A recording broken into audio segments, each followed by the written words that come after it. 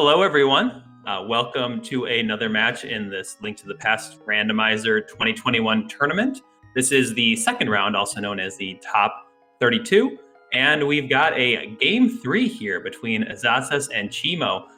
So whoever wins this will move on to the next round and will face Top Life as their next opponent.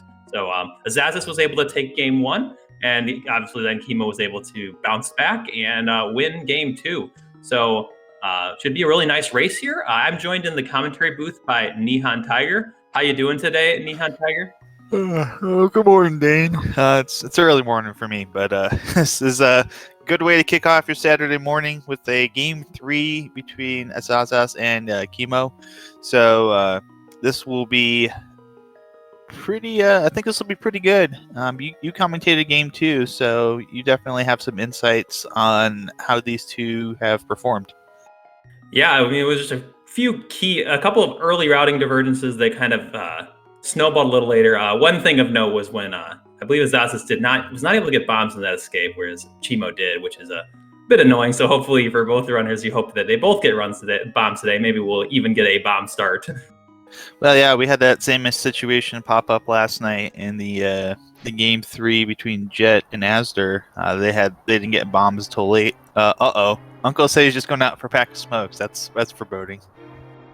Yeah, we'll wonder when we'll see him again. And we just get 20 bucks today in Link's first chest, so no nice little item to help us through escape. And then we'll go, like, for those of you who have not been, maybe this is your first round you've watched of this tournament, this is going to be a standard start, which just means that we have to go through this rainy, exit your house, go to Hyrule Castle and save Zelda portion of the game. And then the other setting for this mode is hard mode, which just takes out some of the extra items at the end, such as the gold sword and the silvers. We have 2 pendants, one on Hera, green pendant on Eastern, and then a regular crystal on Desert. Yeah, I was just about to mention, we got Hammer to start with as well from Uncle. I don't know why he's taking the Hammer out to go get a pack of smokes and leaving the money behind, but there's the bombs we were looking for too, so we don't have to worry so much about that. But yeah, hard mode's gonna reduce the item pool a little bit as far as upgradable items go. No silvers. We're only gonna have 3 sword upgrades instead of 4. No mail upgrades. Both the gloves will be in here because they're required to get through the game. But 14 hearts, so 7 heart containers, and the remaining hearts will be either the ones you start with or from heart pieces. And I'm forgetting something. Oh, the shield. Only the 2 shield upgrades instead of the full 3, so no mirror shield this time. Yep, and you mentioned it's great that we got our bombs out of the way early, got them out of that chest and escape. We also saw that the guards are in the fairy pack, so they'll drop that 8 bomb pack eventually. Maybe the runners might want to get that. Also, we see that flute right there, which is a great pickup to get before you go to Kakariko for the first time. Oh yeah, that's ideal as far as mobility, being able to move around the map. And just having that convenience of having the flute. So it does open up a couple of extra locations here, and we'll see what we come across over here. Well, it's got to be a key. We can still have the key in the next 2 chests. Yeah, there's got to be a key showing up somewhere here, but yeah, I kind of thinking a little bit ahead here, but we do have a key that's going to show up on one of the next 2 chests. And we do have a map that's still floating out there somewhere. And the other items will be actual items we can pick up. But gonna go rescue Zelda, as is the custom for standard mode. Hammer's gonna make this fight not too much of a problem with the ball and chain guard. Yep, he only takes 2 hits with the hammer like the runners demonstrated there. The hammer hitbox is a bit difficult. Going to the left or right, it's not so bad. So nice, able to knock out the ball and chain guard there. But with only 3 hearts and the weird hitbox, you have to be a bit careful, even though it only takes the 2 hits to knock out that guard. Absolutely, you just have to kind of play it safe.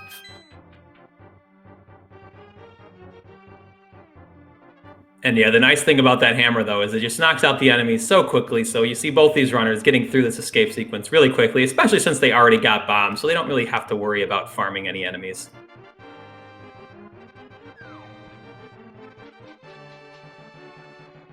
So one thing about having that flute early is it really makes routing the early game a bit easier because some locations like Ice Rod Cave, which are a little bit out of the way, or Gina, the flute makes it a lot easier to get to those. So it just kind of makes your early game routing just a little bit nicer because some of those less nice locations become not so bad. And of course, we still have got a couple of chests back here. We got 4 more in the back. We know the map is back there, so we know it's map plus 3 more things, and we know that the key, since we've already got it out of the chest in the prison cell, we know that it's not here in Dark Cross. Yep, we could get an item. With having that hammer and the flute, you're already doing pretty well from escape because those are 2 items that give you a lot of mobility or locations later on, but you always want to get as much as you can. Oh, absolutely. You just want to make sure that you can get through here and get what you got to get.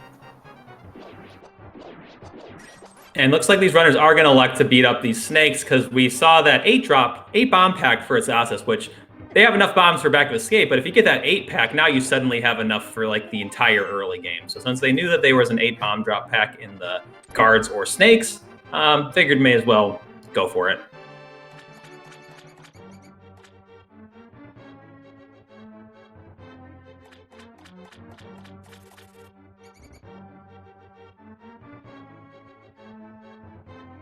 I mean, cheamo going to play it safe, pick up that heart there. Not a bad decision. Again, with that hammer hitbox, you can get, if you took a couple hits from the key rat, you don't want to be taking a death here. So nice way to know where the hearts are in this escape sequence.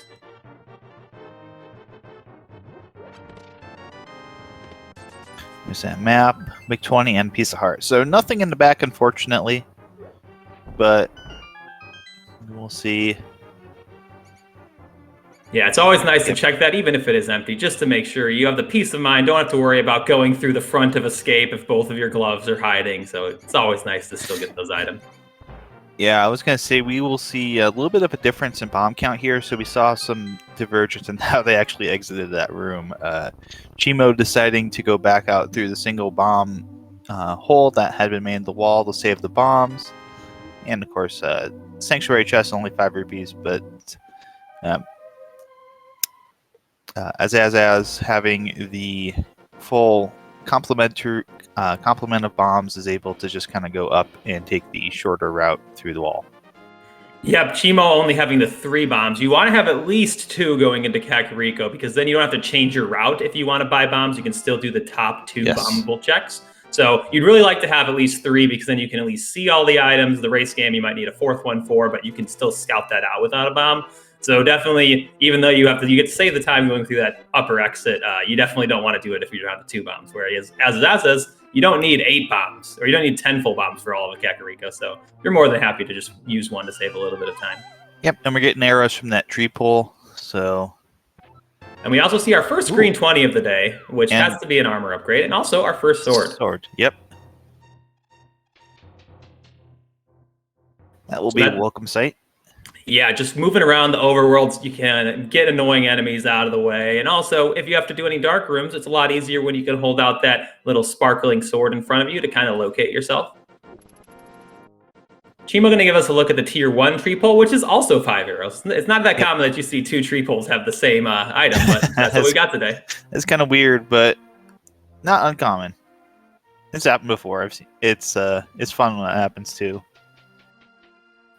Our runners definitely will not have too much difficulty getting any arrows here. We're going to get our first look at one of our big locations. Ooh. There's the boots. You love getting the boots early when you're doing this. Guess you have to go fast the whole seed.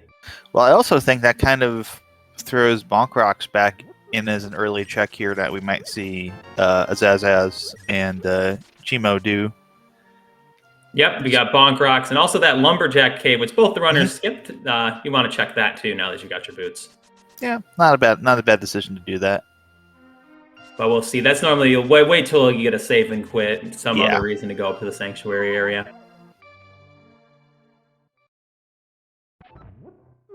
Because with that flute, you'll see a lot fewer save and quits in this early game. So we'll see when they end up back up towards that area. You might even see someone, like for instance, use that portal on the way out of the Money Moldorm Cave to get up there. Ooh, there's the Moon Pearl. hanging out in the well there. Yep, it's always nice to get that early because you need that for your Dark World access, so you'll get pigeonholed into getting that eventually. Also lets you do some sequence breaks over to the Waterfall Cave, though you can already do that with the boots, but it just kind of makes the setup easier. You don't have to worry about getting your water walk taken away and missing out on some of the checks. Yep. And the bottle vendor is selling us life lessons today about not giving people $100 for a mystery prize. And Zaza's activating that flute. Cheamo electing to put that off for now. Going to do some checks down here and Kakari go first. But yeah, Cheemo's going to go ahead. Cheamo will do that probably before heading out to Kek. There's the second sword upgrade. Yep, definitely like to have that sword, but whenever you get those swords this early, you start wondering if you're going to have to use those swords to break the barrier to get to the Aghanim dungeon. Yeah, exactly what I'm thinking here, Dane. If we get a lamp somewhere early here and we are missing the glove, then yeah, it becomes kind of a obvious little clue. And Cheamo getting the bird out of the weather vane with the flute. Yeah, luckily the runners already have the hammer and moon pearl, so they just need one glove to be able to have Dark World access without having to worry about Aghanim. Though we still could need Aghanim for the lumberjack ledge now that we have those boots. Yeah, just a little bit of shelf cash up on the bookshelf in the library, so we will not see that again. Ooh, Candace Maria is in the race game here, so we will see Azaz go pick that up, and Cheamo will do the same as well. Yep, we know for sure that no doubt about it that item is required this seed. Sometimes you'll have weird situations where Misery Mire and Turtle Rock are both pendants, and you don't need to go to right side of Ganon's tower. But we know that we have two pendants in the light world, so we have to have at least one of those be a crystal. So definitely want to get that. Not going to give us anything in the meantime, but it's you definitely are going to need that later on. I always enjoy when it's a useful item, and the guy at the end of the maze is like, "Nice, you can have this trash." It's like, okay, thank you. Yeah, I mean, maybe he doesn't have a magic meter, so it doesn't seem to work for him. Right. This stick doesn't do anything. And Zaza's going to go right to the south shore after this Kakariko check. We'll see. Yeah, Cheamo's going to follow him right to the dam. With that flute, it makes it easy to basically go wherever you want in this early game.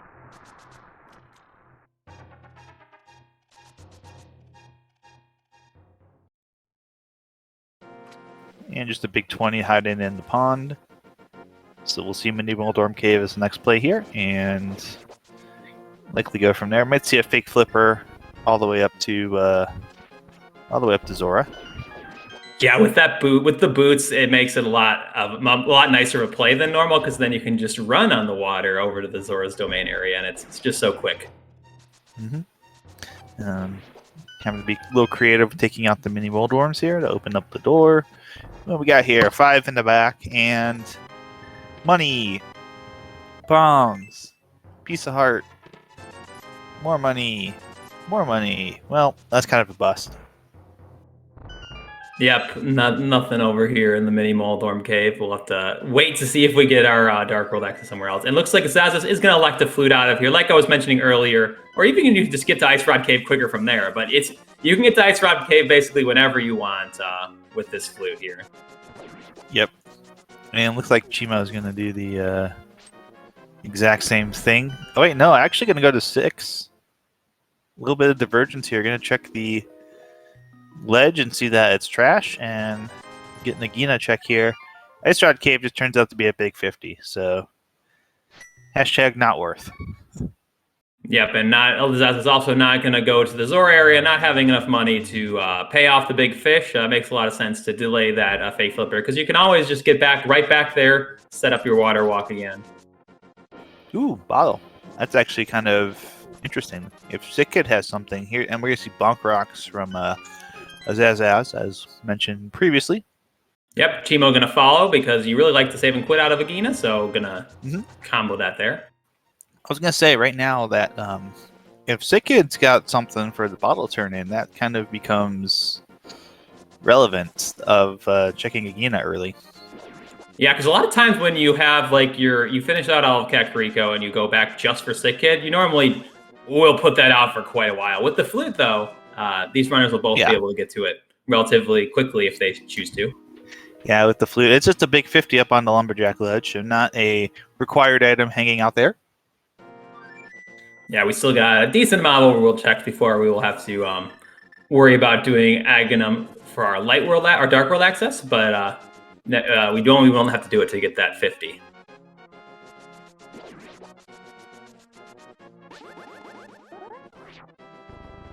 The nice little spin dash setup there for Azazas. You gonna check the back of Sahasrala's hut, and yeah, Cheamo's gonna do that bottle turn in. Oh, there's the last sword. Hello, and a mirror. Man, this is a really nice seat as far as getting around to everywhere. We've already got our tempered sword, our mirror, boots, and flute. So really, all the things you want for getting around. Absolutely. The only problem is the one thing we're still missing is that glove.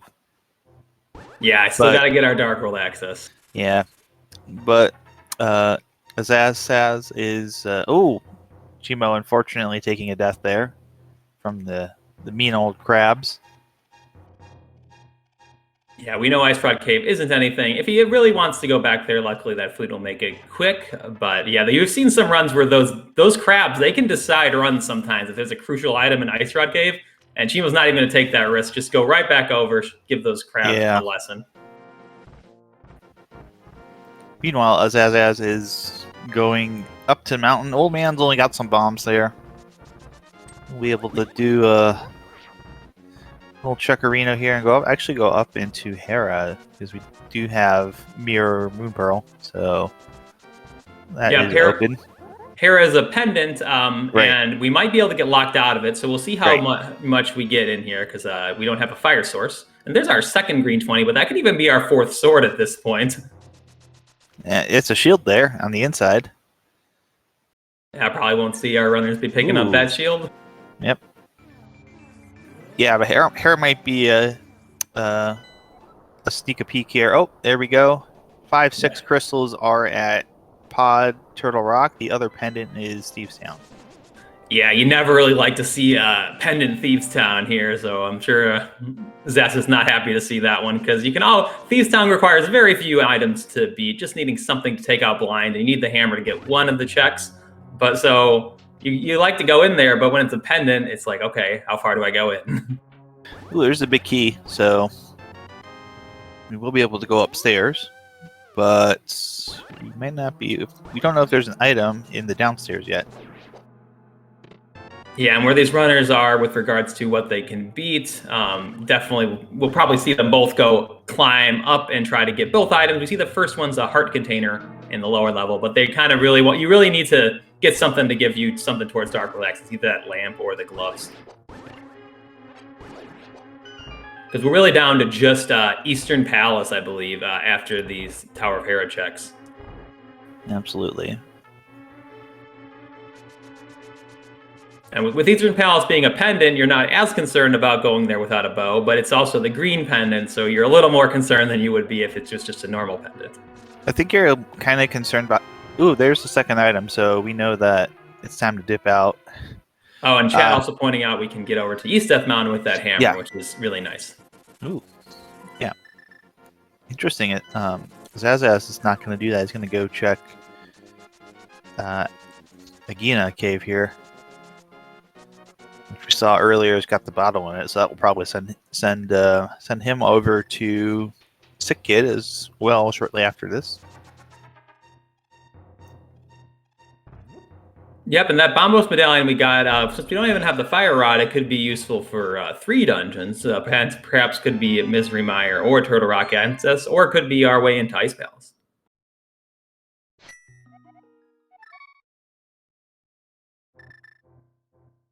Yeah, looks like Assassin was going over to Gina and then going to take advantage of that save and quit point at the mountain cave, though he's not going to go finish out the mountain. Let's see where... Oh, going to go to Sick Kid right now.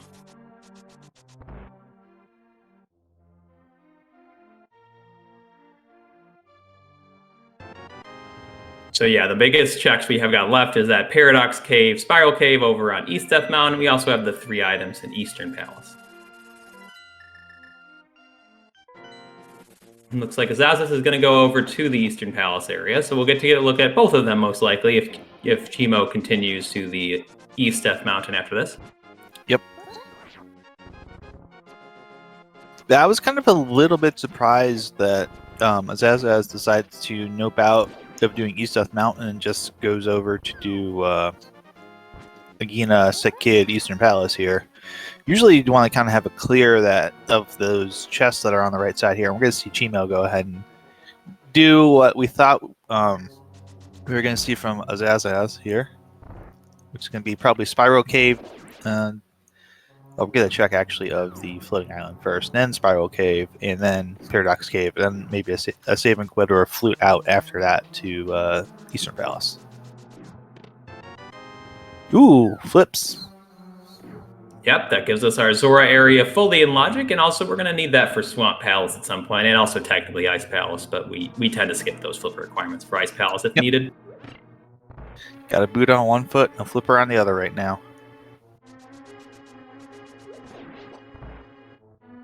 We got a little nice bottle of blue potion there on cheamo's side in Spiral Cave, which will be a nice little safety. Don't need a second bottle for anything check-wise, but always nice to have a safety like that. This run has actually been very low on hearts so far in this early game. Just getting that one heart container in Tower of Hera is the only extra health they've gotten so far. I picked up a couple of pieces of heart, but yeah, we haven't got enough for a full heart yet. There's a second heart container in Paradox Cave.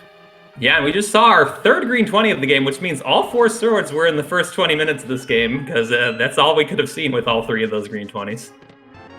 Most of it was all male upgrades as well, but... Ooh, okay. There's the lift upgrades in Paradox Cave. Yeah, this was... Oh, and the bow as well. Oh, no. Yeah, that bow is actually really good there for cheamo, because I was thinking that Asazas might actually get paid off for skipping this if there's just the glove in there, because who knows when cheamo's going to go over to get those flippers. But now with that bow, I think you just do that. You do Eastern Palace when you're over in the pod area, just as like an insurance play. Well, actually, is going to go to Dark World and do a Hype Cave first, but I think he knows that that's there, so it might be worth with the bow. It might be worth checking, but we might just see some checks here right now. There's a big key for Asazas. And with that, so Asazas isn't going to get hurt too badly by skipping that early either, as long as if the green pendant has an item on it, then that's devastating for Asazas. But otherwise, like, he doesn't have to beat Eastern Palace. So the fact that he dipped it early, not going to be too punishing unless that green pendant is required. Right. Well, he's not going to get back there anyways. Doesn't have a fire source to be able to go through the back logically. So there's a fire source, Fire Rod, showing up in Hype Cave. Well, what I meant is him not getting the early bow from the... oh, yeah. And because you don't necessarily have to double dip, you might just be able to skip it. Right. And we see that book up there on the Lake Hylia Island, which that's now in logic with both of these runners' item sets, because cheamo has the Dark World access and Asazas has both flippers and mirror. Right, and right now we know we need it to get to Desert Palace as well, because we don't have that second glove yet to be able to lift up the big heavy rock. Yep, and Desert Palace is a crystal, so these runners can go over and beat that whenever they want, though they may elect to just put it off until, hopefully do it till Meyer, unless they feel they start getting low on other checks. Ooh, yeah. I think this is the Zora play here from Asazas. I think cheamo, meanwhile, is going to maybe do pod in the Eastern Palace here. This looks like that could be an okay decision on routing. Let's see what's up here in the Waterfall Cave.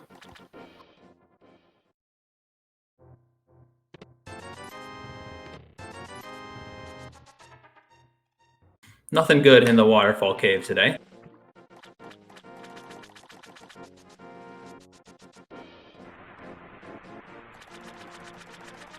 Bugnet. That's a good start for pod. Not really, but... Yeah, technically bow locked, so we have the bow already, so it doesn't concern us, but good to know.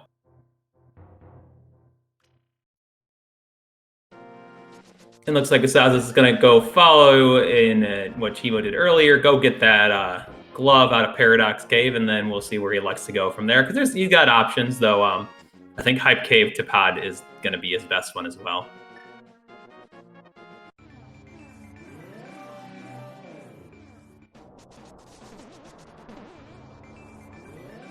I'm gonna have to take the long way around here.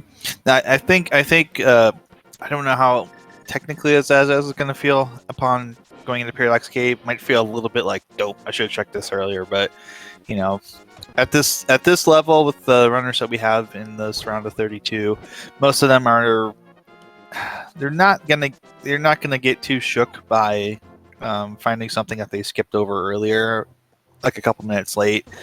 Might frustrate them a little bit, but I don't think it's going to tilt them so hard that they're going to like go straight off the earth. There's a second glove upgrade. It's in pod. Yeah, and that glove really gives a lot of new locations we can get to, because now we can go to Ice Palace, we can go over to the Misery Mire area, which we may even be able to full clear if it's Bombos Medallion for entry. We can go up to Dark Death Mountain, so the whole game is open to us. So people, Right. if you notice, like Cheamo's got a decent little 2-minute or so lead, but the whole game is open. They still need a lot of items, so Yeah. There's a lot of race left here. Right, and the other thing to mention, Dean, is having so much open right now, so many choices, is almost bad sometimes in a way, because you kind of get this choice paralysis a little bit, where you have so much you can do, and you're not quite sure what you want to do first, and it's a lot easier to run the randomizer when it's very linear. When it's open like this, and you have 3-4 dungeons you can go into, and you got to pick one to go into. You wanna obviously do whichever one's going to get you to progression next, but it's not always obvious which one that is. Yeah, and something to point out is, like, with all that open, we know that Cheamo is at some point going to have to go into Eastern Palace to get the flippers out of that first chest. And so if the mitts hadn't been in here, I think he goes right into Eastern and gets those. But with those mitts, you got so many other choices. Maybe you put off doing Eastern. Right, that could be kind of bad. On the other hand, you could just say, "I'm here." I might as well just check at this point, make sure, because it's been open. It's been open for a while within the early logic, so you want to make sure that, from a routing perspective, you want to make sure that you're not missing something where you skip and try and save 2 minutes by not doing this thing, and you end up losing 10. So that's kind of the trade-off here with your routing choices, is you're trying to be efficient, but you're trying to not be so efficient that you actually end up being inefficient. Yeah, because there's a couple of schools of thought, because you could think, okay, I want to just close the book on this pod Eastern area. I'm never coming back here. Let's just finish out Eastern, Green Pendant, everything. Maybe you come back here later and just get the flippers. Or maybe you figure, okay, I still got it. Even with Cheamo's let up, he can still clear out Crystal Skull Woods. And I think that's actually all he can do right now, because he's like one item away from all the other ones.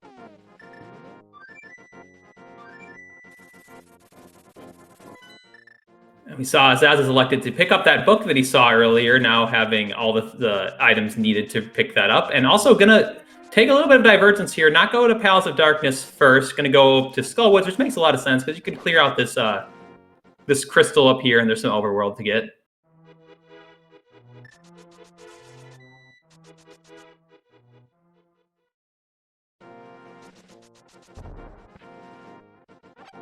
And also showing that full magic refill there. That was definitely an intentional bonk. You want to you like having full magic going into Skullwoods.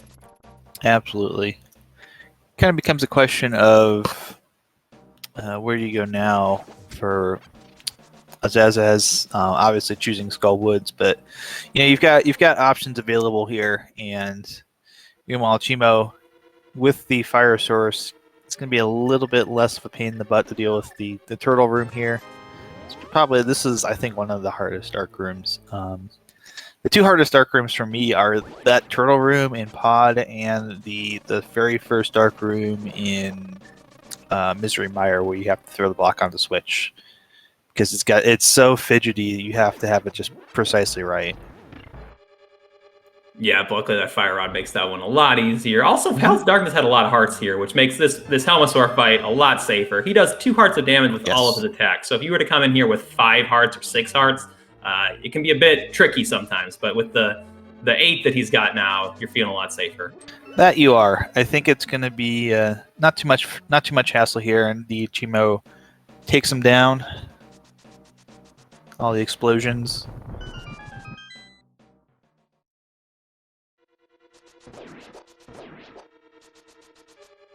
So cheamo collects his first crystal here.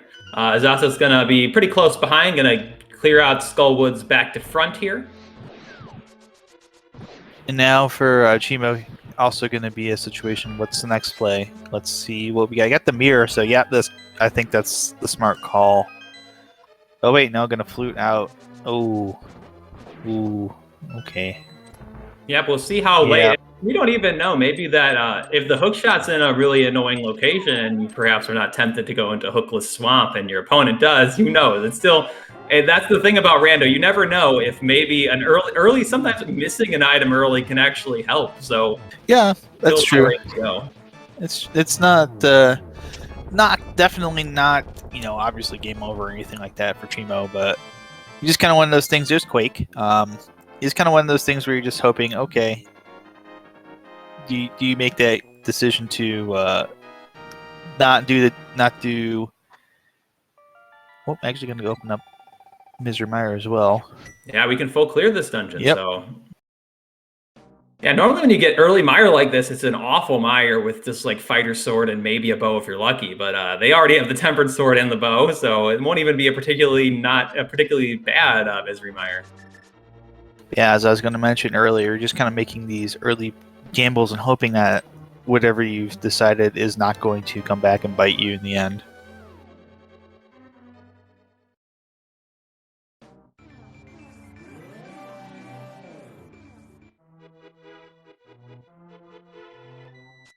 And we'll get our pedestal check over here from Asasa, so we'll get to see if there's a ped seat early. And it's just a single arrow, so not going to need to pull it for that unique item.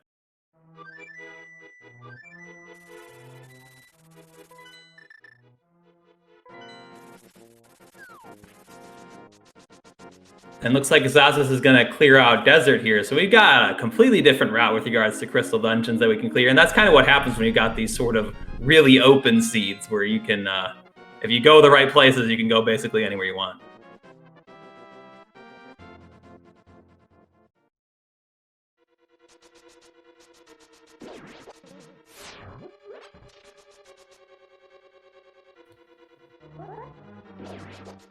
No, we haven't seen any items over in the Misery Mire yet.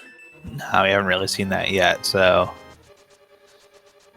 kind of interesting. Did not run into either of the two items, and cheamo and pop out of there. Yeah, do this check first. Yeah. It's the map. Yeah, sometimes Misery Mire can be mean with putting the big key on the items pretty deep in the dungeon. We've also seen Desert also putting the items pretty deep, getting the compass and the big key and the small key already. Yep, and big key, the small key there for Desert Palace. There's one item, 10 arrows.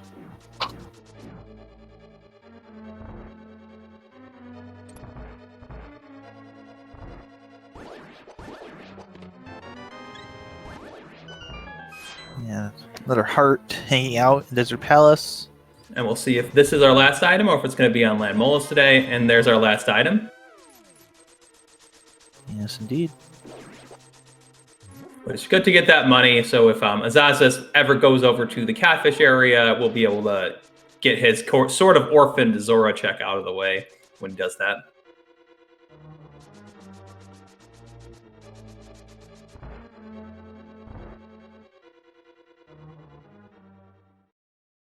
All right, let's see what's in. Got just a compass in the cutscene check, so really going to have to go deep into Mire to get the last item. I don't believe we've gotten the big key either, which means it has to be in the map chest.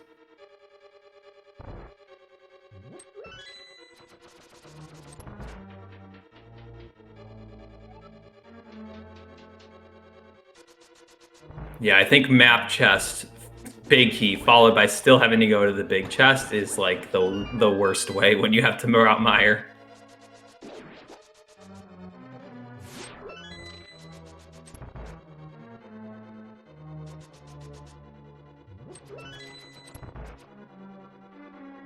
And Azaz is making his way into the Land Molus fight with the Tempered Sword and the Fire Rod. This should be a nice and quick fight. Yeah, this will be it'll almost probably be like now you see him, now you don't. If Azazas does this correctly. And we still have not gotten our second item from Misery Mire. It's on Vitreous. Well, at least the good news is we have to go back and fight Viddy anyway, so we'll get that second item. Yep, and this it wasn't a good key layout, so when you come in here in full clear Mire, you're always worried if the big key is in one of the first two chests, but it was in the map chest today. And Azaz is able to take down the Land Molus, getting the map and the crystal there, getting his second crystal. Cheamo is going to follow pretty closely behind, finishing up Misery Mire here, showing off that dark room with the nice strategy here is you just lift up the pot and then you walk over the switch, and then just if you throw the block from the bottom wall, it'll land on the switch. That's always good to know. That's actually really helpful strategy, especially for people that are trying to learn to do this in the dark the first time. Yeah, it really is nice that it's just the right distance if you're at that wall, that if you chuck it upwards, it will hit the switch. And Azaz is going to go over to Palace of Darkness and get his Titan's Mitts. Cheamo needs to be a bit careful, running a little low on health. Does have that blue potion still, which you may see him use here. And I don't have his audio, so I can't tell if he was able to get that dark spooky action glitch. But always difficult to pull off.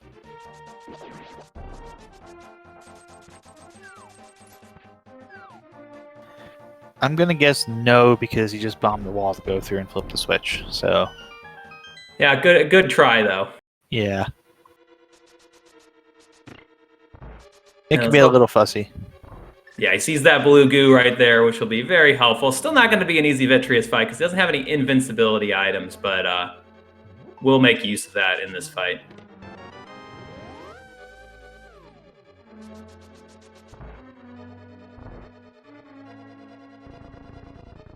So we'll see a pretty...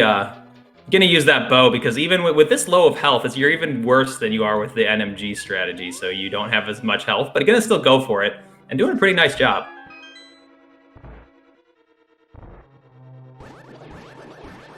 Very nice getting rid of the small eyeballs and onto the easy part of this boss, just firing arrows at the big eyeball. It does a really nice job, because that was not, even with the Tempered Sword, that was not an easy fight with as low of health as he had.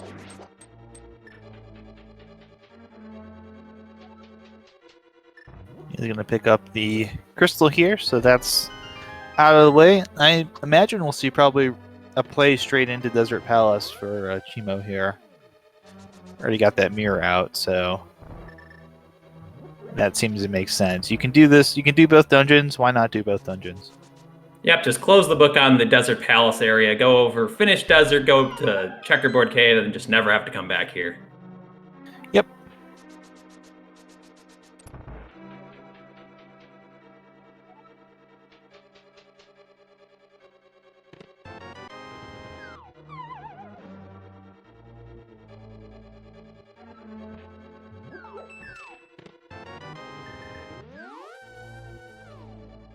And there's those Titan Mitts over there for asazas, and then that'll basically open up the rest of the Crystal Dungeons, except Swamp Palace. We don't have the Hookshot for that. So yeah, this once you get through, once you've got all these locations you can check out here, done and dusted, you're just kind of like, okay, where do I go now? And it kind of becomes a thinking game of, well, you want to prioritize what you can do that will get you closer to GT. So usually that's Crystal Dungeons. Obviously, Skull Woods for Cheamo is going to be pretty high on the list of things to do. Without the flippers, not going to be able to do Swamp Palace. So yeah, I think both of these runners have a pretty clear next plays after this. Cheamo going over to the Skull Woods. He hasn't visited the Village of Outcasts, so get that crystal, clear out some of those items over there. Whereas Azaz says he's got Crystal Ice Palace and Logic with the Fire Rod, so nice and pretty quick. Normally runners would put that off before we had the Icebreaker glitch, because it's a real pain to full clear Ice Palace, but with Icebreaker, you can full clear it relatively quickly. The main item that I think these runners are looking for is that hook shot, because we still need the ice rod as well and might need a turtle rock medallion. But that hook shot, it'll let you go up to Dark Death Mountain because you won't have to worry about orphaning Hookshot Cave, and also will take the possibility of Hookless Swamp out of your mind.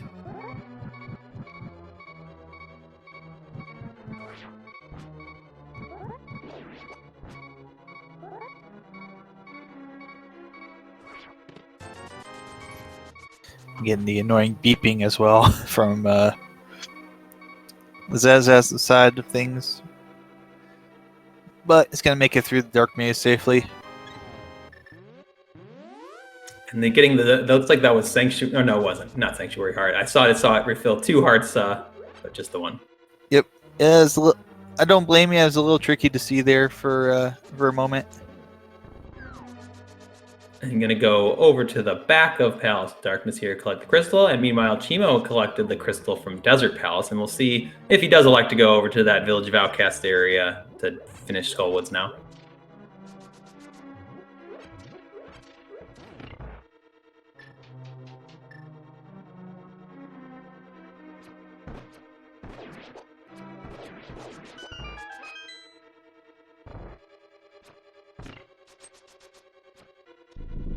And we'll get to check out Checkerboard Cave over here for the first time on Cheamo's side, because when Asazas was over here, did not have the Titan's Mitts. Ooh, and just a piece of heart in Checkerboard Cave.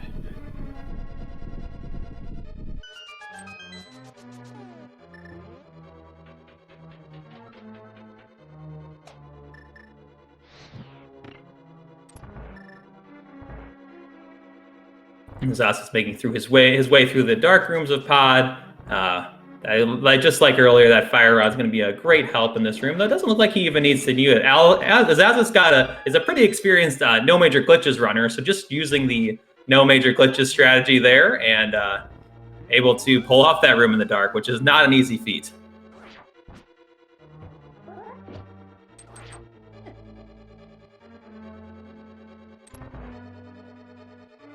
We are seeing Skullwoods here. Is the play for Cheamo. Gonna mirror back. Yep. Yeah, I'm just going to check. A lot of times you'll see runners when they're going to do Skullwoods back to front. Just check that first chest quickly. Maybe you get a key. Maybe you get one of the items and get to skip out on some of the front.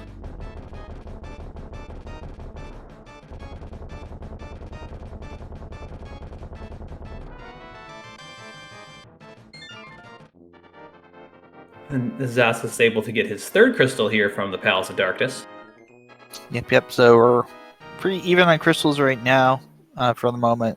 Cheamo's going to get that 4th one here shortly by taking out Mothula. So that's definitely going to put Cheamo in a slight lead on crystals. But the one thing that Zazaz has over Cheamo right now is the flippers being the very first chest in Eastern Palace. Cheamo has not gone into Eastern at all, so yeah, you might. I was gonna say you might think that that there will be some additional checks here, but Zazas going to go in Ice Palace. Yep, with the Cane of Samaria, this is not too hard of a play. It's a crystal. You can full clear it pretty quickly with the Icebreaker glitch.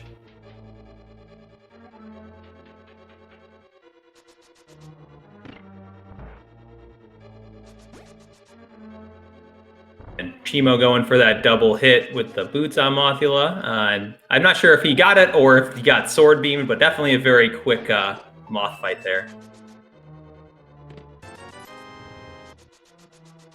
So yeah, this race is really up in the air regarding where the Ice Rod, Hookshot are going to be for 1, and for 2, when does Cheamo go back to get those flippers? Yeah, the flippers really at this point are kind of the bottleneck for Cheamo as far as where to go. But the good news is the game does kind of bottleneck you at some point, so it almost in a way forces you to go back and check some of these locations. It's just a matter of how soon does the runner realize that that's the play here. Is you're going to see Icebreaker set up here on Azaz's side of the game. There we go. Nicely done. Yeah, because the one thing, though, those mitts in Palace of Darkness may make it for a while till cheamo goes back to get the flippers, because he's got Smith Chain, Dark Death Mountain, perhaps Turtle Rock, all before he gets truly bottlenecked into last two or close to last location here. He's going to make a potion shop stop. So... yeah, generally for potions, that's either maybe Turtle Rock or Ice Palace, because and he can sequence break Ice Palace and go. That looks like where he's going to go, which you'll see a lot when runners still have a decent amount of items left for Go Mode. And he does, forgetting that he doesn't have the flippers. And there we go. Oh, yeah, just easier to set it up on this side. Oh, he's actually going to set it up on, try and set it up that way. Okay.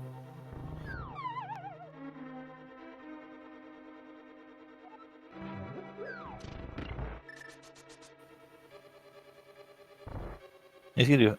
Oh, he's gonna check the island. Is he gonna check Hobo first? No, he's gonna go. I think he's gonna go into Ice Palace here.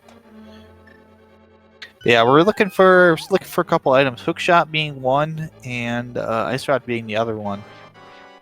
And we still need to figure out our Turtle Rock medallion. May also need the Ether medallion, but it's more likely that it's Bomb Buster Quake.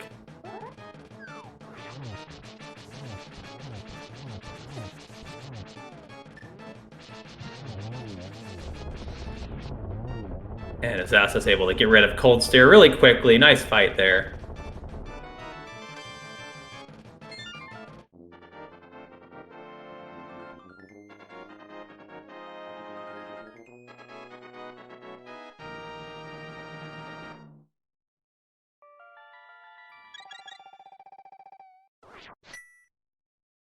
So yeah, this will be interesting for Zazas. I think it's gotta be Misery Myers what he's gotta be thinking at this point. Yeah, just may as well go continue to full clear your crystals. Looks like he's also gonna buy some potions as well. Yeah, not a bad idea. You know, get yourself some safeties, get them now before you have to need them. We'll see if this is a Fleet the 6. Yep, exactly. Yeah, you might as well do Misery Mire first, because the main other checks he's got are Dark Death Mountain, but you don't have the Hookshot, so you're not in a rush to go up there and potentially orphan some of those Hookshot cave items. Yep. Now, there is a possibility, and I mentioned this yesterday because it's happened to me. It's an evil location for this item. Hookshot can be in Hookshot cave if you have the boots. The first chest that's bonkable. You just bonk on over. Right. Sometimes you have to learn that that's a possibility and lose a race because of it to know for the future that okay, I might have to do that. But yeah, that's well within the logic of the randomizer. So it will be interesting to see here if we get to the point where Hookshot Cave is a location and we still don't have the hookshot. If someone takes that as the solution. Yeah, I think it'd be a pretty decent. I think it's decently likely you'll see one of the runners do that because Dark Death Mountain versus the Smith Chain is similar number of items, and then you also get to learn the Turtle Rock Medallion. Maybe you can full clear that because those are the main item locations that these runners have. They have some one-offs like Pyramid Ledge, Catfish, Asazas has Zora as well. Mm-hmm. But they also have the Dark Death Mountain and Smith Chain are both pretty dense on their own. Yep.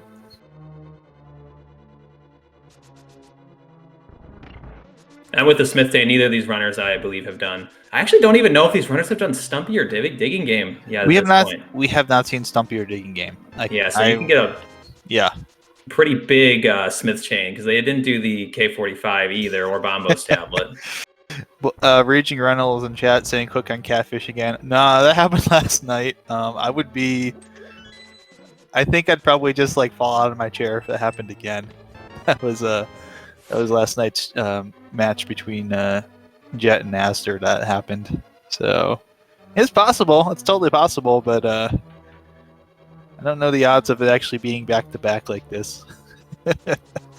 Yep, and cheamo had a bit of a nail biter there with Cold Stare because when you're at 5 hearts, it doesn't feel like a nail biter. That's 1 or 2 hits. It's 1 hit from the puff plus 1 hit from anything else. So, but able to close it out there. So very nice. Yep, but actually also worth pointing out, and I there's Bugweasel in chat also mentioning this, but one thing that, besides flippers, the one thing that Asazas has that cheamo doesn't is that book. Yeah, because that book is flipper locked. And look, we are seeing cheamo's going to go up to check out Dark Death Mountain, and without the hookshot, it's kind of annoying to get over there. Yep. He's going to get a sad lesson here about not having the hookshot, unless he wants to hover across. He might. We saw him. No, he's gonna. I don't think he's gonna do it that way. We did see him practice hovering earlier, so we know that he's capable of at least attempting it. And that's just for cheamo. My guess is that's just muscle memory. You're just like, okay, I'm gonna go Dark Death Mountain, and I go this way, and I have the hookshot. Oh, I don't have the hookshot. Oh, I gotta turn around and go the long way. Yep, it happens to everyone where they're used to having a particular item, like maybe you get to Thieves Town without a glove, and you go to pick up that rock in the middle, and you're just so used to having a glove when you go there. And yeah.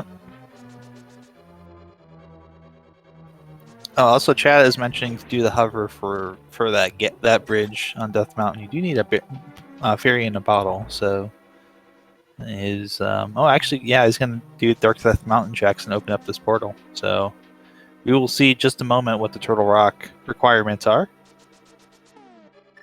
Yep, we'll see if we are able to go in there, and which would be a bit scary because you can get most of the items in there, and luckily you can't, because on the one hand there's a lot of items in there, but on the other hand you don't want to really go in there without the ice rod. Yep, and we saw Ether is the medallion, so that's another item we now need is the Ether medallion. Quake is completely useless. Yep, and we'll see if it's key under the doormat in one of these two checks here. Mm-hmm. Nope. No, so we're down to we've got the one check over in Hookshot Cave. We also got Spike Cave for cheamo. Yep. And this also is going to make if Ether Tablet has anything, that's going to be really isolated. I guess if you were to find the hookshot, maybe you can come up here again. But it's going to be pretty isolated for cheamo. It's a piece of heart, so the answer is no. Oh, wait. Oh, here we go. Oh. Yeah, I think he was going to give it one shot there on the hover, and just dropped it, unfortunately. So it's going to be a nope out this time. Yeah, it could be Ether Medallion or Ice Rod. Obviously, can't be the hook shot. Right. He's going to check. It looks like he is going to set up for the Spike Cave check here. So. And really nice first part of Vitreous and second fight as well. That was 0 lightning cycles on that Vitreous by Asazas, showing off that NMG experience. Yes, indeed. And meanwhile, cheamo using that potion he bought earlier to beat Spike Cave without any of the invincibility items.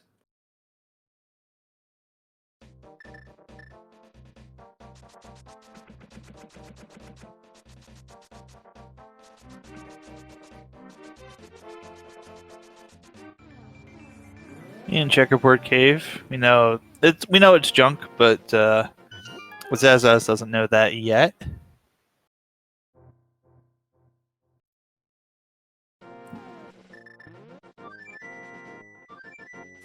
All right, let's see where cheamo is going. Looks like he's gonna do those.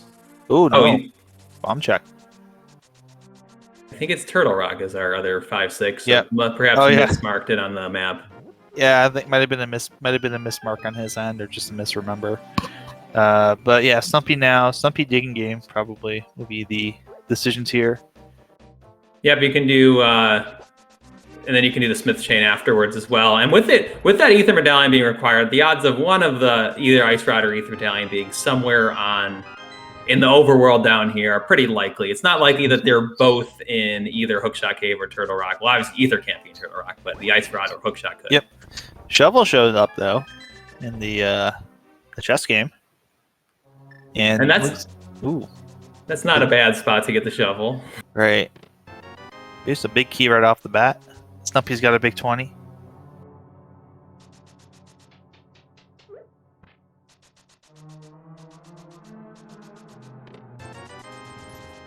There's a big 50 for Azaz. So far, nothing really super key in the first 4. Obviously, got 2 more chests to check. One of them is going to be the big key. We've already got. I mean, these next 2 should be 2 items.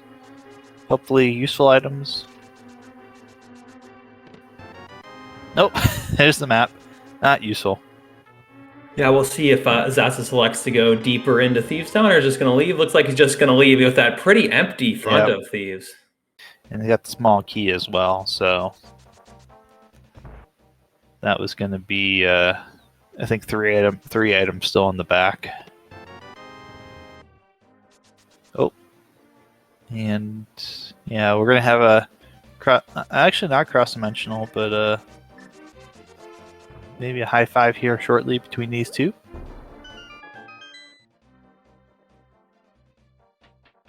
Yeah, because Smith Chain's a pretty nice location for both of them. Because if you're Azazas, you haven't gone to Dark Death Mountain yet, and you know you're going to need at least the Ice Rod. You might also need a medallion, which we know he does. So you'd like to try to get one of those before you go up to either the Ice Rod or the Hookshot before you go up to Dark Death Mountain for the first time.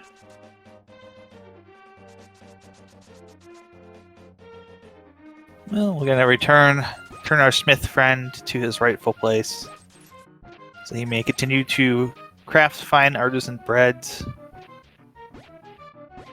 and give us 300 rupees. A nice reward, but not necessarily something we will use too much of. Yeah, hopefully they're not counterfeit rupees.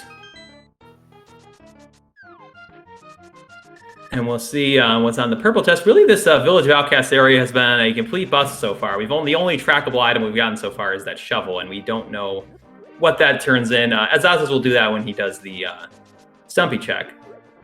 Yeah, cheamo might as well. Cheamo might actually get that here in a moment and then route that in with the purple chest route back down to maybe even after we could see that, like, because you have to go to Light World, so that might be a decision here. To flute to 7. Oh no, he's gonna go in first. Yeah, I think he's going to mirror right out of Thieves Town and then Yes. flute away to turn in the chest and then come back in the Dark World. Right. Which is a nice little bit of routing to like know how to handle purple chest with mirror and flute to efficiently route your checks.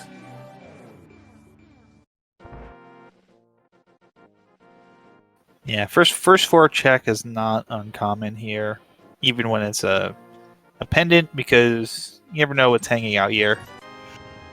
Yeah, we'll see. Cheamo, with the relatively bare in front of Thieves, may be more tempted to go back here because he's got fewer locations left, having already gone to Dark Death Mountain and done part of his Smith Chain. So it'll be interesting to see what he decides to do here.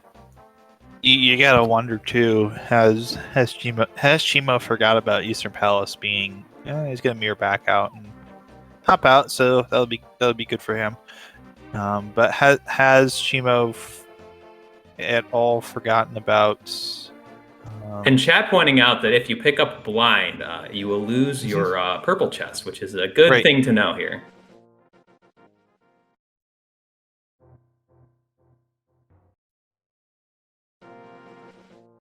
So we're seeing 2 different purple chest tours. Azazas is going to be able to do his shovel and also probably that Bombos tablet on the way. So we'll get 2 new checks from Azazas there. Purple chest just being a piece of heart today. Yeah. Azazas is having a little bit... Oh, actually, you know what? Not a bad call there from Cheamo. Just fluting right back to 3 and going into the portal. So with the chest taken care of, can probably not sprint around to get some of these checks done earlier. Oh, shovel turns out to be a bust. Yeah, really empty in this Village of Outcasts area unless there's something in the back of Thieves Town. Azaza's going to show us off the glitch where you can leave behind the purple chest but still turn it in. You just got to mirror pretty close to that purple chest opening guy.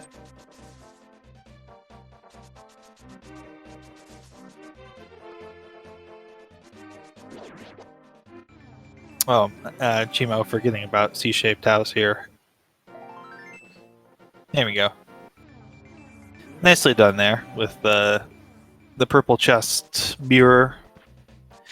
And you're going to see that Bombos check. Yeah, and really after this, there's not very many nice checks left in the game. We've got Pyramid Legend Catfish. We've got Hookless Swamp. Asazas has the Dark Death Mountain with no Hookshot, which is probably still better than some of those other ones. And then Cheamo's got Pendant Eastern. And also we got these mirror checks like Graveyard Legend, King's Tomb over here. Catfish. Yeah, it'll be nice to combo in these with the Catfish check. Yeah, this could actually turn out if there's something useful at Catfish today. Again, this could actually be quite useful for Cheamo. Oh, Ice Rod, Graveyard Ledge. Okay, that's not bad. Yeah, it's a really annoying spot for the Ice Rod to be in because Graveyard Ledge is so isolated and Ice Rod doesn't lock anything. So definitely a big pickup there for Cheamo because you don't know when Asazas is basically going to have to decide to go up there. He could combo it in with King's Tomb and Catfish. Yeah. Yep. But it's still it's not like there's a particularly great reason to go up there. Yeah, I kind of have to figure out a time to route that in efficiently, and it's not always the most efficient trio of checks to make. If you can make them all together, like it looks like Cheamo's doing, it becomes a lot nicer. What's on Ether? It's the Hookshot. Okay, that's pretty big. Yeah, that's not really nice for Cheamo. You got to hope that he finds the Ether Medallion on something like Catfish, so he has a motivation to go back up there. But he's got to get the flippers first to get that book. So yeah, that's really good there for Asazas. Yeah, the current jump there from Cheamo to go over to Catfish. So it's still kind of an Ether hunt, and Cheamo knows where the book is. So it's not a question of where's the book hiding? It's in plain sight. It's just a matter of Cheamo has not done Eastern Palace and dipped in, got those flippers, and it's gonna be a situation probably where he does not feel too happy about that check early. Yeah, this is really just gonna come down to where's that Ether because you could see a situation where Asazas full clear Swamp and Cheamo never has to do that depending on when the Ether Medallion shows up. And you don't really know when Asazas is going to get up to that Graveyard Ledge for the Ice Rod. So it's really who's going to go to a not particularly nice location to get an item they need. Right. So the other thing too is just you kind of feel like that Ice Rod location being on Graveyard Ledge. It's not something that you're going to be forced into, so to speak. You're not going to be like the game's not going to close everything out until you have Graveyard Ledge to check. It's an overworld location. Those tend to be a little bit less easy to get pointed to. Especially the as we mentioned, the ones that are kind of out of sequence. They're not in any real sequence like a Catfish, like a Graveyard Ledge, a King's Tomb, Bonk Rocks. Yeah, and the worst thing I think about that Ice Rod is that there's a very real possibility that Asazas gets tempted into Ice Rodless Turtle Rock before getting to that Graveyard Ledge. Right, thinking it's within TR itself. That is definitely a risk that you will see people take, and it actually pays off quite a bit more than you think. So it's not an uncommon risk to take, and I can certainly see if he's got Ether and he thinks he's Go Mode and it's in TR somewhere, that's probably a play we'll see him make. And the problem with that too is if you get all the way to try next, you get all the way to Laser Bridge and you don't find it, you're just like, oh no, this is bad. Yeah, and looks like Azaza's going to go for Go and doing left side swamp for now. Might come back in for it later. And Cheamo, I think, is going to go clear out the rest of Thieves Town here. Interesting choice. Could pay off if Ether's back there. Yeah, he's sort of choosing between two different 3-item pendant dungeons. Right. Well, I guess Eastern Palace is technically 4 at this point with the green pendant. We've never seen we didn't see the green pendant turn in either. What if that's Ether? There's so many possibilities for Ether Medallion right now. Yeah, because Asazas did not have his bow when he went to Eastern Palace. I'm infinitely intrigued by where this medallion might show up.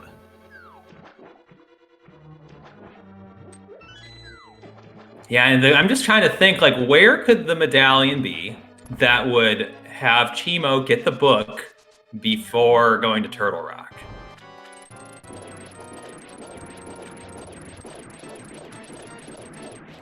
And very nice attempt at the 0 cycle there on Azaza's side. Unfortunately, not quite able to get it, but gets a really quick 1 cycle there.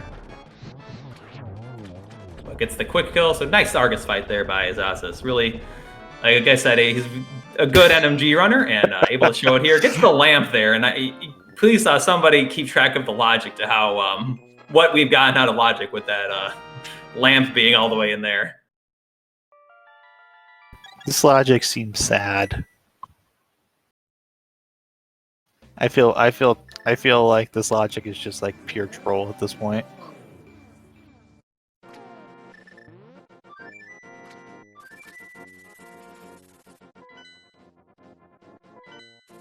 Oh, he's going up to the mountain with the hook shot. Now, yeah, there could be in Hookshot Cave too, so that's another possibility. Yeah, Ether and Hookshot Cave is a real possibility given how much we've seen. And we know it can't be in Turtle Rock, so it's got to be in one of those overworld locations we haven't done, like Green Pendant or something. Or Burna.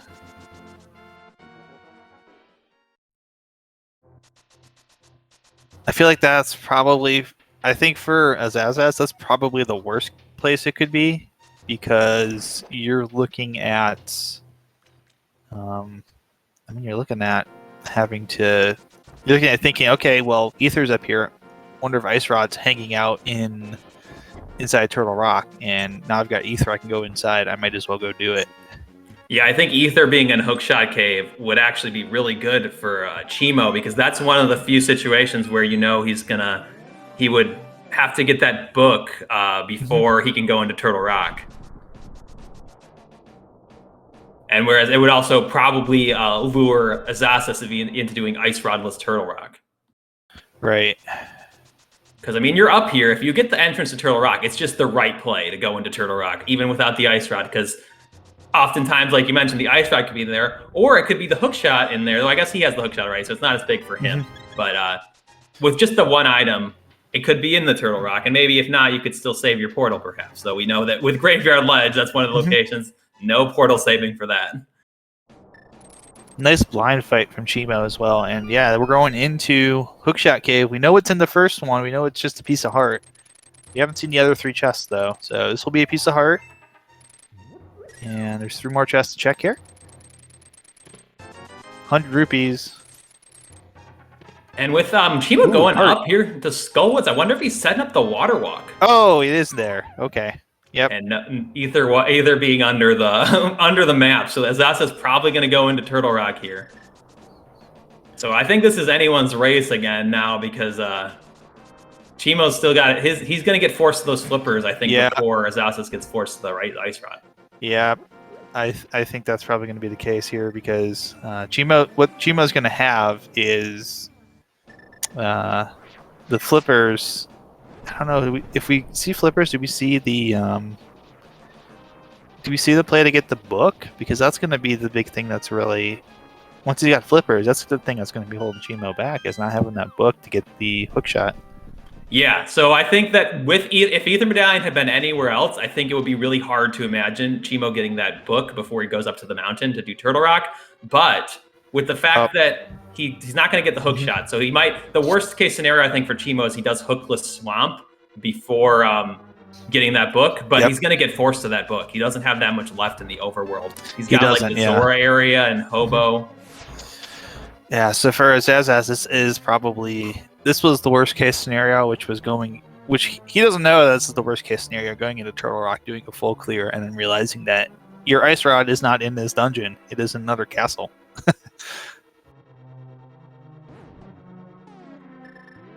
Yeah, but again, the race is still not over, because cheamo might get tempted to do Hookless Swamp here rather than go chase that book for the Ether Tablet, which is Ether Tablet is a one-off location for cheamo. He cannot do Hookshot Cave, can't go into Turtle Rock, and also has already done Spike Cave. So there's really nothing up there except Ether Tablet. Great. So that kind of is... It's kind of interesting here. you have to be thinking at this point. You not only have to be thinking about going fast, but you have to be thinking logically about what makes sense. And yeah, Cheamo's gonna bounce out. Okay, so I don't think that's a bad call.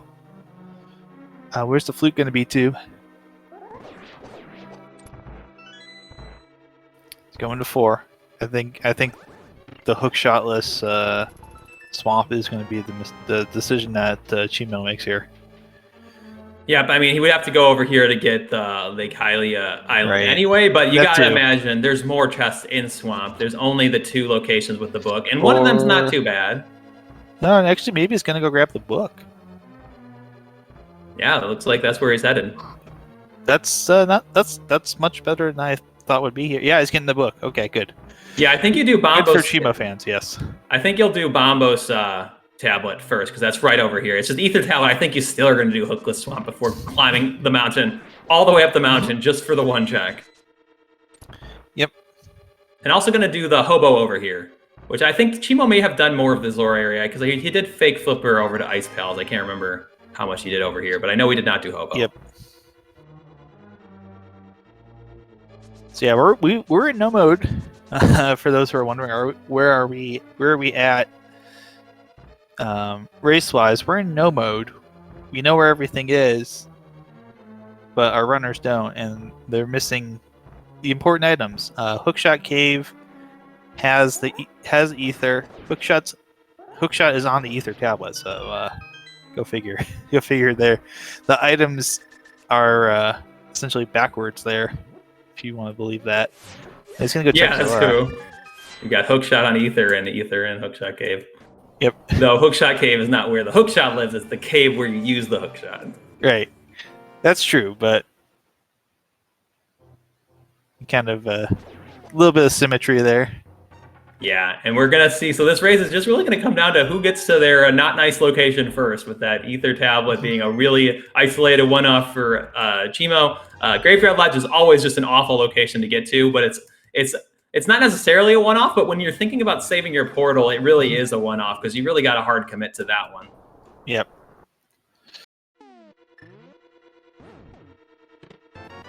So yeah, I think. Well, the one thing that Asazas has knowledge-wise is knowing that Pet is going to be junk, so we're not going to see him make the play back into Turtle Rock taking on Voldorm, because we know it's going to be for naught. Oh yeah, that's a good point, because Cheamo does not know that, and he's already collected the one of the pendants. Though he did skip the Eastern pendant, so I think he may be not thinking about Pet. I think hedging at that case. So the question becomes, if you're his SS, do you go back to Eastern Palace, get the green pendant, and try to do a turn-in? Or do you check overworld locations and hope that it's one of those first? Because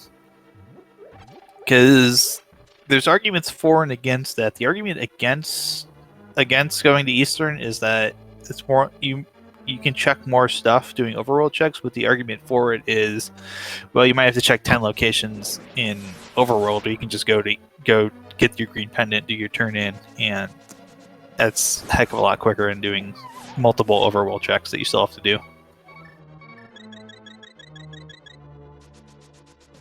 Cheamo's going Bombos.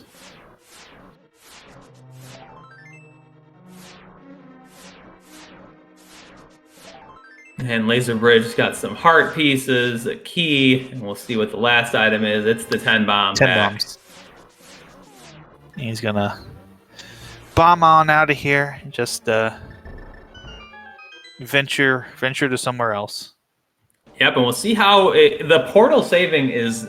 You always want to save this portal when you go to get the ice rod, because then you can just jump right back into Laser Bridge. We know that that's not going to be possible this seed, so we're really going to. You sometimes make different routing decisions than you would, because you kind of want to save that portal. Yep, so Graveyard Ledge might get put off. Yeah, Cheamo's just going to make a pet check here. So that intel advantage that Zazaz had is going to go away in just a moment here. But Powder, we know this is not the answer.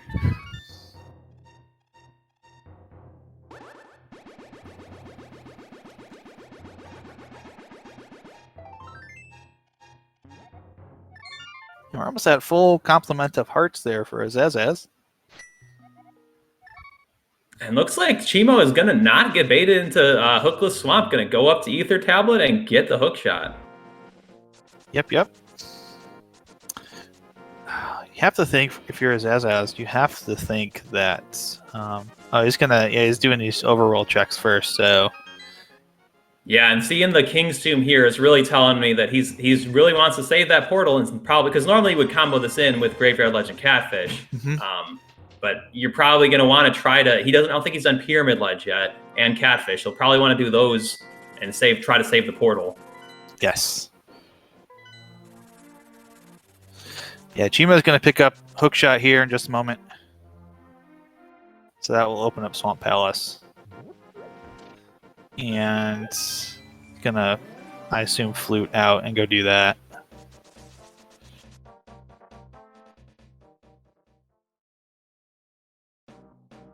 Azaz, meanwhile, is gonna go back and finish clearing out Skull Woods just to be sure.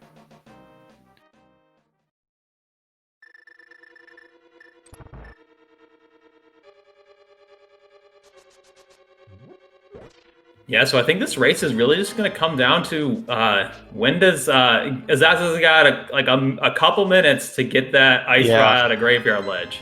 Yep, because cheamo's going to head up there, and cheamo's going to head up there, and I assume we'll check remainder of Hookshot Cave before he goes into the Turtle Rock. Yeah, I mean it's possible that cheamo could get baited into doing stuff like full clearing Swamp Palace, or maybe even some overworld checks before going up to the mountain. Right. He knows he needs Ether Medallion and does not have it. Yes. It'll be very interesting here to see who does what. Now, Azaz is he's going. All right, he's going over towards Graveyard Ledge. So this is it's a hard play to make when you're Azaz because he's still got some other checks he could do and try to preserve that portal, but we know that this is the right one, so this will be really nice for Azazas. Right, this will be Go Mode for Azazas at about 116.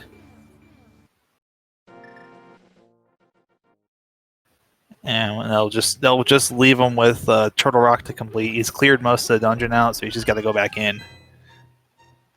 There we go. 116.03, Azazas is in Go Mode with just TR left to do. This will be this is going to be pretty quick into GT here.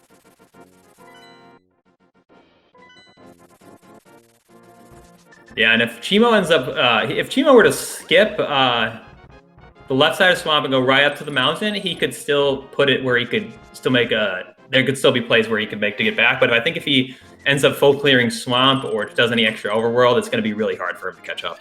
Right. I think Azaz deciding not to save that portal and just get that Graveyard Ledge check out of the way. I believe that's probably going to be what's going to give him quite the gap here going up into Turtle Rock and GT. Yeah, because he still could have gone. He could have been tempted to say clear out the 3 items remaining in Thieves Town or go get that green pendant, but elected to do what ended up ultimate being the correct play and clobber the portal, go into Graveyard Ledge. That was kind of the question. We suspected that Azaz did kind of have the lead for a while. It was just a matter of when does he route in Graveyard Ledge? Does he try and save the portal all the way to the end? And nope, gave up on it at some point here, and that was the correct decision to make from a logistical standpoint. But cheamo is going to actually finish up Swamp Palace here. And the problem is, Azaz has most of Turtle Rock beaten and just has to go to the back. So it's going to be pretty quick. Yeah, and when cheamo would get up there, he'd get to Go Mode it, so he'd get to say, whereas Azaz had to full clear it. So it'll be a pretty close, because Turtle Rock is unfortunately not much faster in Go Mode. It also isn't that much faster if you've already cleared it out, because it's just such a linear dungeon with regards to what you have to do. Yeah, so it's not over, but definite advantage right now for Azaz. Never know what's going to happen in GT. Never really know. So you don't want to proclaim this as being over yet. We saw cheamo try to go for the 0 cycle Argus, which is a really difficult boss fight, but was able to still get the quick 1 cycle there. So a very nice fight with the quick kill on the last bit, getting the lamp and the crystal here. Yeah, but if you're Azaz, you're probably not thinking that you're ahead right now. So that could be something that plays into it. A lot of times we talk to runners after the race, even the ones that are like way ahead, like 4 or 5 minutes ahead. I think the number one thing they think is that they notice something, like they last location something, and they're just like, oh god, my opponent's first location that I am so far behind right now. I need to just go as fast as I can. Yeah, because who knows when we've had the mirror forever, so someone could have gotten that ice rod. Like you could have gone to Clear Skull Woods as your first crystal, and then gone right over to Graveyard Ledge and gotten that. Yeah, but yeah, cheamo's going to go ahead and clear out left side here, which is going to add to Azaz's advantage right now. Yeah, there's going to try an X. Yeah, it's one of those things too that, you know, obviously all these locations are well within logic for cheamo, so none of these are bad checks based on the knowledge that he's got. It's very different when you're watching and you know like where everything is. So it can be very difficult when you're running and you have the blinders on. You only can see what you can see. Yeah, especially when you're fighting for your tournament lives in a Game 3 match of all things.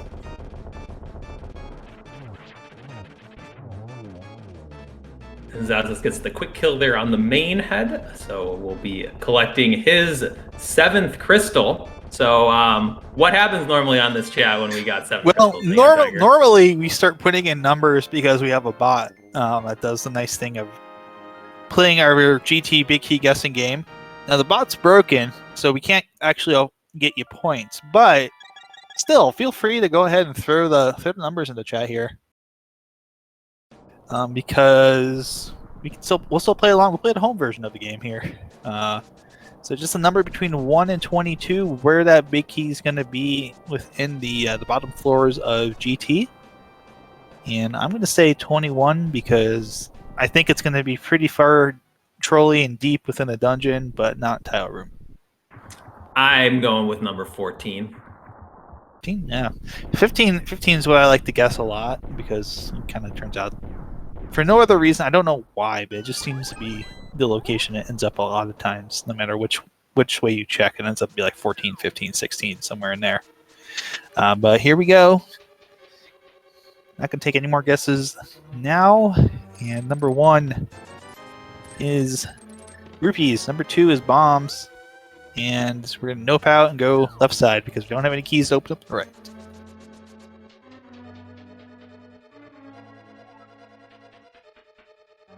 And check number 3 is that torch, just a key.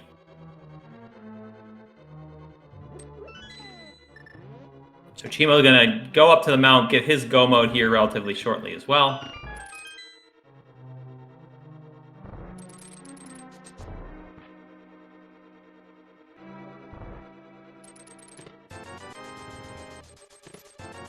Four and 5 are no's.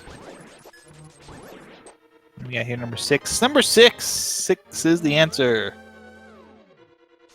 Yep, not gonna bother checking any more checks because you could get the cape, I guess, which would be a nice safety, but there's really not much help Azazas can get. Almost capped out on hearts. Yep. Already has a tempered sword. Yep, and shout outs to Gaming Cloud 2001-13 for being the first person to guess number 6. So Azazas has just got a lot of execution to go here. Just got to clear out this gauntlet and then finish some boss refights and then beat Ganon. Absolutely. So this should be pretty simple, pretty efficient here for Zazaz. Cheamo's going to get the medallion now. There we go. And there's Ether. So 123.08 go mode for cheamo, about 7 minutes back for go mode. So you'd probably say roughly a pretty large gap. I think it's fair fair to say at this point that Asazas is very, very much looking to win this, unless we have some kind of catastrophic failure, which is completely possible, but also not very likely. Yeah, and you really hate when a run would come down to something like that. Yeah, it's just kind of a situation where you never really want to have a situation. It comes down to a situation where you don't want to have that situation. If that makes any sense. Yeah, that's one of those things too. Is we did see Cheamo try and hover that gap earlier. Just kind of thinking about what would have happened there if that hover had actually succeeded. Wow, that could have been game breaking for Cheamo to have that already. Yeah, because you would be able to Go Mode Turtle Rock in that situation because you have your only item left is your Hookshot, which couldn't be in Turtle Rock. Right. And then it's just a matter of does that change any of your decisions? Like, do you go into Hookless Swamp when you're only Hookshot from Go Mode versus going to Ether Tablet early? Yep.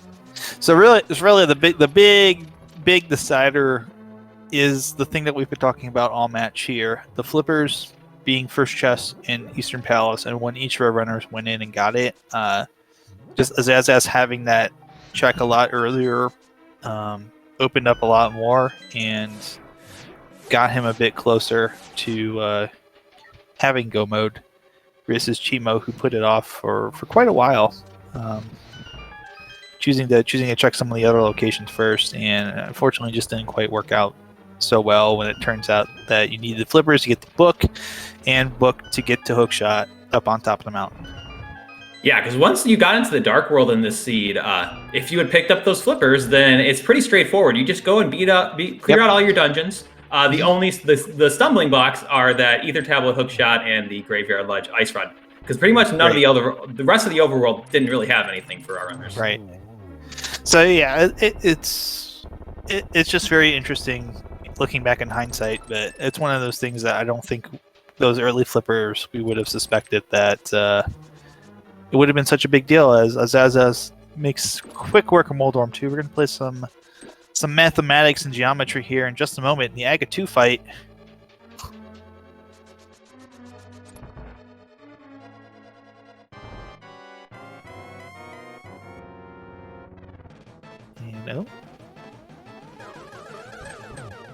Ooh, a nice triple. I was going to say that was a really nice lineup there. Not quite as efficient here. Let's see what we get here. It's not too bad. Get a 1 and there we go. Yeah, I guess one of that second one of the triple I don't think counted. Yeah, I was gonna say. So technically it would have been a 3-1-2, but it ends up being a 2-1-2-1. Yep. So we'll get to see Asazas go into his Ganon Fight here with a Tempered Sword. Shouldn't be too bad of a fight. Nah, this is not too bad at all. We'll see a very quick phase 1 and 2, especially with those booties. We'll likely see a decent setup, and then it'll be the four spins for phase 3. Grumble, grumble. Supposed to bring food. Sorry, we didn't bring food. Would you want a cheese platter? But yeah, we'll see these spins and set up for phase 1, phase 2 already in the books, using the Hookshot for the iframes to get through the Ring of Fire Bats. And I believe we're phase 3 already. Yep, there's the warps. Yep, very nice double 1 cycle there by Asazas. Very nicely done. And we're gonna get the message from Ganon here asking if we found the silver arrows on planet Zebes, which we did not, because this is not Super Metroid. And one of a setup here has get the torch glitch, makes that last little part of the fight a lot easier. And we got 12 spins here. Alright, gonna wait a little bit here. Usually, if you do this right, you should be able to do this in 4 cycles just by getting 3 each. Yep. And Asazas got that free hit, so he's still on track, even though he only got a double the first time. So now he just missed that one there. Yeah, so it's going to be an extra cycle, but it'll be okay.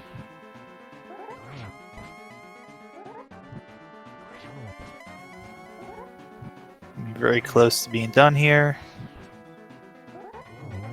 There's that last one. All right, so down goes Ganon. Azazas got his sword in the air. Just gonna have to cross this bridge, and we'll be the victor today. So get your GGs in chat for Azazas. Absolutely. Get your GGs in chat. And Azazas is going to win Game 3 and advance to the round of 32 here with a race timed GG time of 1:28:53 officially. Yep, we'll see if the runners are going to come over for an interview after this. Yep. And cheamo is electing to forfeit after seeing that his opponent has completed the race. Yep. And there we go. So GG's all around for both of our runners. Very good race. This was a very, very tough seed, Dane.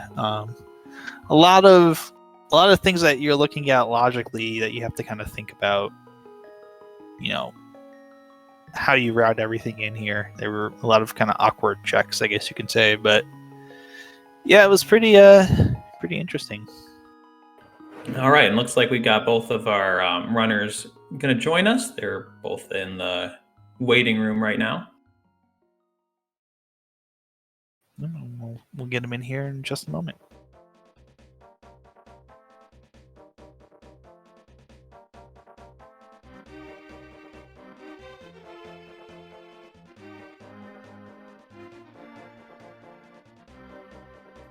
All right, we've got Azazas here with us. Congratulations on your win, Azazas. Hey, thank you. So any first thoughts here on this seed? It was fine. Your typical Go Mode hunt, which apparently, for what I could see, it was not the same for me and for cheamo here. So I don't know. Yeah, congratulations. Good game as well for cheamo. Yeah, did you have any first thoughts? You guys, you definitely are right though, because it was a Go Mode hunt, but just different for both of you guys. Both of you guys kind of have. It was a matter of who got to their last terrible location for either the hookshot or the ice rod first. Yeah, this one was different. Our first two was real slow early progression and then less of a hunt later on, I think. And this one was just like, you had everything so fast and like 4 or 5 clearable dungeons. And then, yeah, just like a massive hunt for me anyways for a couple Go Mode items. I felt like I made a mistake when I picked up Hookshot on Ether. I should have went over to Hookshot Cave probably is the smarter play. Just because it's real rough to come back there. And that would have played out here. If it was in Swamp, I guess I would have saved like 40 seconds or something. But I don't think that was enough. I was behind probably 10 minutes or something. So it was, yeah, I don't know. I was so late to those flippers because I just put off Pendant Eastern forever and ever. Really, I don't know. It's kind of dumb. I wish my hovering was a little more solid because this was a hover seed like through and through. Got a tile or so, but not enough to get that one chest I needed. Yeah, for me the thing was I also went to the mountain first. I checked Hera, but I forgot I had the hammer and just left without checking the left side. So I went to Eastern and I went to all those other places and got the flippers. So I guess I gained an advantage by blundering, which is this game's great. That's kind of how Rando goes sometimes, for sure. Yeah, I was going to ask you when about I saw that one. when I saw the flippers, I was kind of worried about. Well, I guess you can't get that book with fake flippering, can you? Yeah, you have to water walk from Skullwoods. Water walk. Yep. Yeah, so not many people are gonna do that, I don't think. But you never know. Yeah, not for a book. For if it was something else, more obviously progression, you might see some runners do it. Yeah. So one other thing, so cheamo, when you were looking for that hookshot, you elected to go up to Ether Tablet before Hookless Swamp. What was going into that decision? I last location hookshot slump every time, every single time. I hate it. Understandable. And Azazas, one thing that we were kind of talking about is when you went through Turtle Rock and then had to come out for your ice rod hunt. We were really wondering when you were going to get to Graveyard Ledge because you might want to save that portal. When did you kind of decide to give up on the portal and go to Graveyard Ledge? I don't know. I thought I only wanted to check Magic Bat because the powder was in Turtle Rock, so it would have been kind of funny. But other than that, I didn't have a whole lot to do in the light world. I mean, maybe Eastern, the boss, but in most of the stuff I had left was in the dark world, so I didn't count on keeping that portal out for too long. Okay, that's always interesting to hear, kind of the logic that everyone has behind their routing choices. So yeah, really, I think these locations were kind of, it wasn't necessarily easy to route some of these item locations into your runs because they were in awkward locations. Is there ever a moment where you kind of considered skipping Graveyard Ledge and holding off for later, or was that always something that you were going to kind of try and get routed in there? And at that point, I was just in a crystal rushing mode. So I just thought, I mean, all of the crystals are kind of opening right now. So I don't know, maybe sometimes you just keep clearing them and you reach Go Mode without even noticing. So yeah, I mean, the first 4 crystals was just rushing all along, or the first 4 or 5. All right, so I think Zazas, you're probably going to want to go give a interview to the Spanish-speaking channel. So thanks for joining us here. Also, thanks to cheamo for joining us here. Do you guys either have any closing thoughts before we head out? One funny thing that happened to me, I'm sure you guys saw, was I had mismarked my red crystals. I had actually 3 of them. Oh, that was what happened there. We were wondering about that. And I thought I had 2 of them. So I went to do Pyramid Fairy before Village Outcast. And then I was like, oh, well, since I'm in Dark World, I'm going to go the other way. And then it wasn't a big deal, but Shovel was in Village Outcast or something. Yeah. So it routed worse than the other way. And it happens. But other than that, yeah, no, just GG's. It's been great being in the tournament. I'm surprised I made it this far. Good luck in the next round. Yeah, thank you, man. GG's. Really nice series. Yeah, for sure. Absolutely, and thank you both for having this series broadcast for us. We're good to see you run, and make sure you follow both Azazas and cheamo here. Yeah, both you'll be able to watch them in their other races, so always nice to check out some runners when they are able to access their streams, so definitely give them a follow. Also, shout outs to our tracker, Kuhaish, did a great job pressing the buttons for us, which really, when you're commentating, it's a lot easier to do it when you know what items the runners have, so really helping us out. Shout outs to my co-com here, Nihon Tiger did a great job navigating through this kind of flip-floppy seed where you never could tell who was ahead until the end, really. Mm-hmm. Absolutely, and of course, thanks as always, Dane, for helping out with the comms. Always good to work with people, and did a great job. This was not an easy seed to commentate, and for those also keeping score of what this means for the tournament, this means that Azazas is going to advance to the next round against Top Life. So this is the bottom half of a kind of a round 3 bracket. The top half of it is Gamachu and Lin. So pretty like I said before, as we narrow down the number of people that are left in the tournament, these brackets get tougher and tougher, and gonna be a lot of fights here. We might see a whole lot more game 3s coming up. Yeah, absolutely. This top 16, this whole tournament has been stacked, but the top 16, it just gets even more stacked as you go. Also, if you want to catch more randomizer races, you can stay tuned here on SpeedGaming, as we've got Humbug versus Pika Pals coming up at 2:10 Eastern, so about 20 minutes from now. And then we still got some more games the rest of the day. We've got at 3:10 p.m. we've got Matcat versus Ganon's Gone Wild on SpeedGaming 3. And then after that next game on SpeedGaming, we actually have a triple header here today with 1UP versus P-Train Game 3 as starting at 4:10 Eastern. And then depending on the result of the 3:10 Eastern game, Matcat versus Ganon Gone Wild, which is a Game 2, we may also have Game 3 on SpeedGaming 2. So definitely we still got, this afternoon, we got a nice slate of randomizer games. So be sure to tune in if you want to catch some more. Absolutely. I know we've got that Pika Pals versus Humbug series is going on today. Humbug series is going on today as well. So definitely keep an eye on all those, and make sure to follow all of the SpeedGaming channels, 1 through 6, as well as the ALTTP Randomizer channels. There's a couple of those too. I think there's 4 of them now, but yeah, just ALTTP Randomizer. And with that, I think we'll wrap things up. I think we got some stuff on the way. We got another match on the way here. In fact, it is Humbug versus Pika Pals coming up at the top of the hour. So we'll head out to make way for them. As always, remember, someone out there loves you, and we love you too. Take care of yourselves, everyone. Have a wonderful afternoon and a great weekend. And take care of yourselves. Yeah, thanks for tuning in, everybody.